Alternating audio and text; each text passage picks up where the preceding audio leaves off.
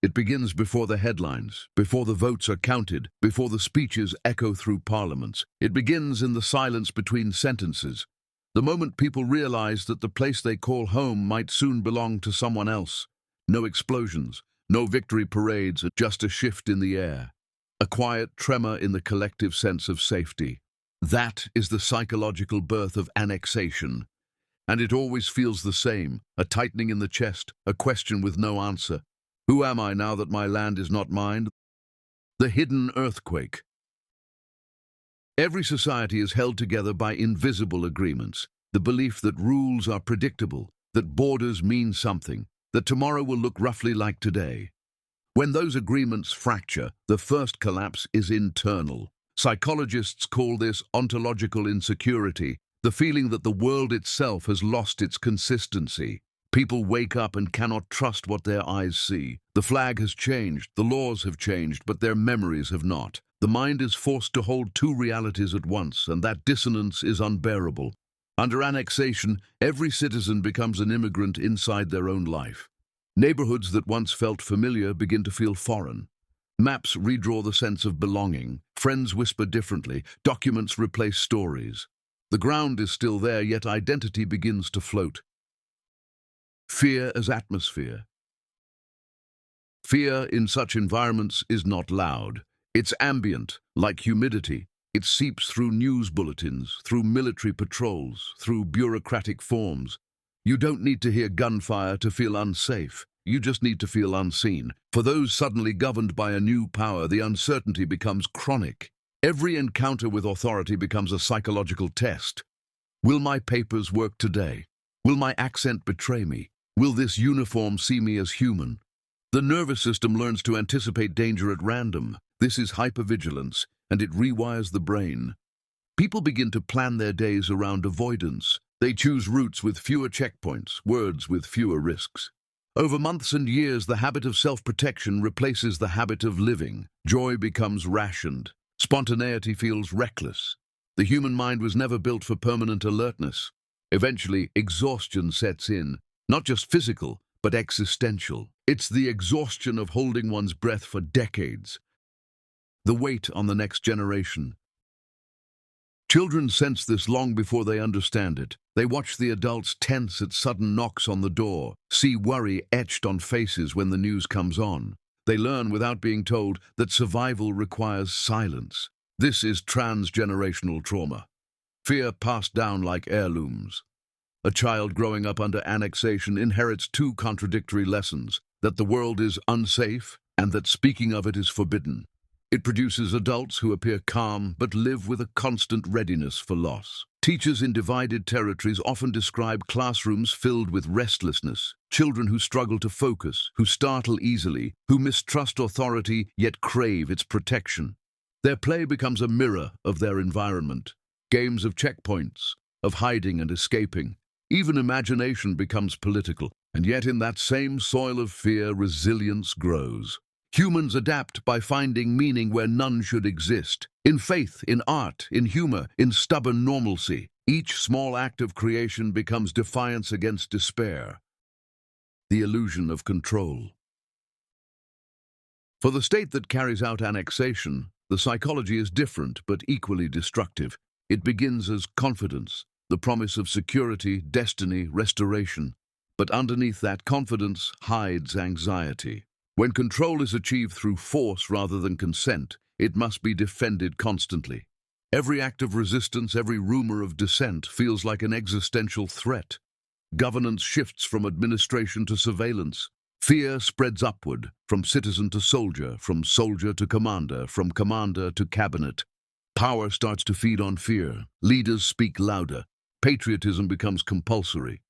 Propaganda grows not from arrogance but from panic, the need to drown out internal doubt. Psychologists call this collective cognitive dissonance. To maintain the self-image of righteousness, a society must reinterpret every sign of harm as necessity. What begins as justification becomes ideology. And ideology, once hardened, blinds empathy. The rulers and the ruled now share the same symptom: emotional numbing. Different causes, identical outcome. Both sides stop feeling fully human in order to function. The collapse of empathy. Empathy is fragile under stress. When people live in constant fear, the brain prioritizes self-preservation.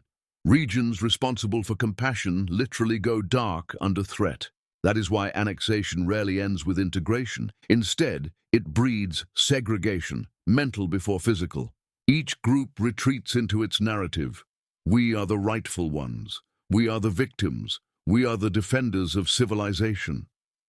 Once that story takes hold, cruelty feels justified. Checkpoints become routine. Restrictions feel rational. The extraordinary becomes ordinary. History shows that every system built on domination requires an emotional anesthetic. You cannot look into the eyes of those you control for too long without questioning yourself. So people stop looking. The tragedy is that both sides lose something sacred. The oppressed lose freedom. The oppressors lose conscience. And both call it survival. Life between two realities. Ordinary citizens learn to live in dual consciousness. By day, they follow rules. By night, they whisper truth. At work, they use official names for streets. At home, they use the old ones. Language itself fractures. One for paperwork, one for memory. Sociologists call this surface compliance and deep resistance. It keeps communities alive, but at a cost. Perpetual tension between the outer mask and the inner self. That gap produces chronic anxiety, depression, even psychosomatic illness. Bodies begin to speak the pain that speech cannot. Doctors in conflict zones report higher rates of hypertension, miscarriages, and heart disease during periods of political upheaval. The body becomes the final witness of injustice. The displacement of time. Under annexation, time itself behaves differently. People stop planning far ahead. The future feels like a rumor. Wedding dates are postponed, investments delayed, children sent abroad just in case. Hope becomes an act of imagination rather than expectation. For many, nostalgia replaces vision. Memories of before become emotional currency. Entire cultures turn backward for stability, reviving old songs, old flags, old myths. It's a way of saying, if the present is unstable, at least the past was ours. But living in memory has a psychological price. It traps societies in repetition, reliving loss instead of rebuilding. This is why conflicts tied to land can endure for generations. They are fueled by emotion, not strategy. And emotion is renewable. Moral injury. Among soldiers and officials enforcing new rule, another pattern appears. Moral injury.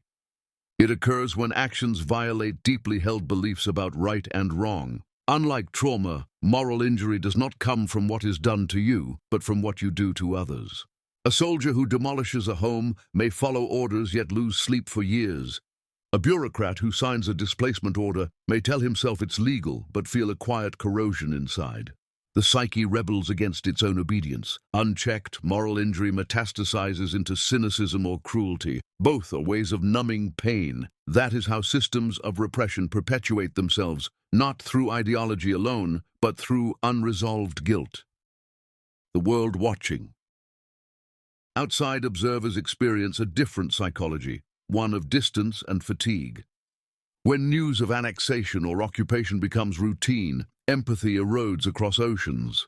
Audiences scroll past headlines that once would have sparked outrage. This is compassion fatigue, the desensitization born of constant exposure to suffering we feel powerless to stop. It's easier to analyze than to empathize, easier to debate legality than to feel grief. But emotional disengagement abroad mirrors moral disengagement on the ground. In both cases, numbness wins. The mind's revolt. And yet, beneath all this conditioning, the human mind keeps searching for agency. Even in the most controlled environments, people find ways to reclaim autonomy. In secret schools, underground art, smuggled books, whispered prayers. Each act of remembrance becomes an assertion. You can redraw the borders, but you cannot redraw my awareness.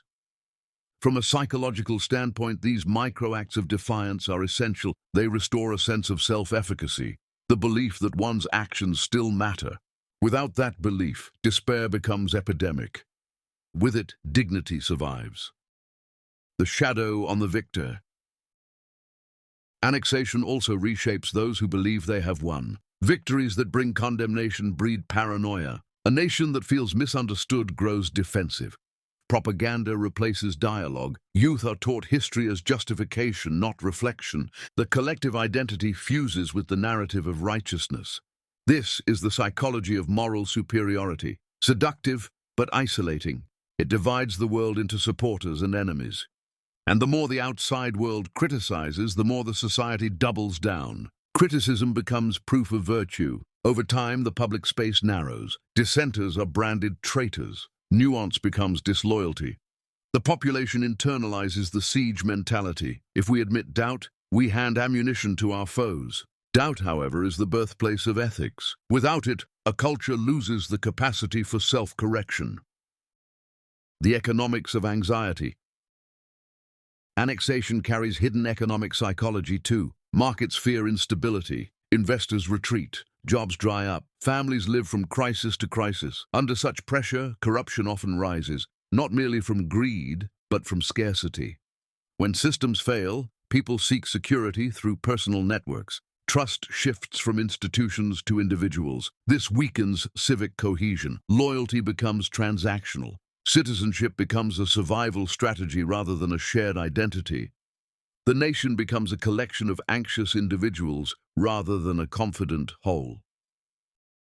The quiet aftermath. When the headlines fade and the world moves on, those left behind begin the long psychological cleanup. Therapists, teachers, religious leaders, anyone still trusted, become first responders to invisible wounds. Their work is slow, generational, unglamorous. It involves helping people relearn safety, the ability to sleep through the night, to make plans, to trust again. Healing from annexation is not just about borders returning or politics changing. It's about restoring coherence, rebuilding the story people tell themselves about who they are. Without that, reconstruction is cosmetic. The science of recovery. Research from post-conflict societies offers clues. Exposure therapy helps individuals reassociate neutral cues, like a flag, a road, a uniform, with safety rather than threat. Community rituals re-establish belonging. Education that teaches critical thinking reduces susceptibility to propaganda, and shared economic projects rebuild interdependence, which is the practical form of empathy. Recovery also demands acknowledgement, not guilt, but truth. Trauma cannot heal in silence. Public recognition of harm is the first act of repair. Without it, resentment festers in the subconscious of nations. The universal lesson. Ultimately, annexation reveals something universal about the human psyche, that our deepest need is not dominance, but certainty, not ownership, but belonging. And when belonging is threatened, people will cling to whatever gives the illusion of stability, even fear, even hatred, even walls. Understanding this doesn't excuse aggression, it explains its mechanics. Fear, when left unexamined, always seeks control. And control, when mistaken for security, always leads back to fear. It is a closed loop, a psychological machine that runs until empathy cuts the power. Closing reflection. So what remains after the maps are redrawn and the speeches end? A landscape filled with silent experts in endurance, farmers who plant under drones, teachers who still open classrooms in ruins, children who play beside walls and call them horizons. Their resilience is not proof that everything is fine. It is proof that the human spirit refuses extinction. Annexation may rewrite the boundaries of states, but not the architecture of conscience, because conscience belongs to no government. It belongs to the part of the mind that knows, instinctively, that dignity cannot be administered, only recognized. The challenge for humanity is to remember that knowledge before the next line is drawn, because borders made of fear are never final. They shift, they crack, they haunt, but understanding, real psychological understanding, has the power to end the repetition. Until that day, every annexation remains not just a geopolitical event, but a case study in the limits of the human mind.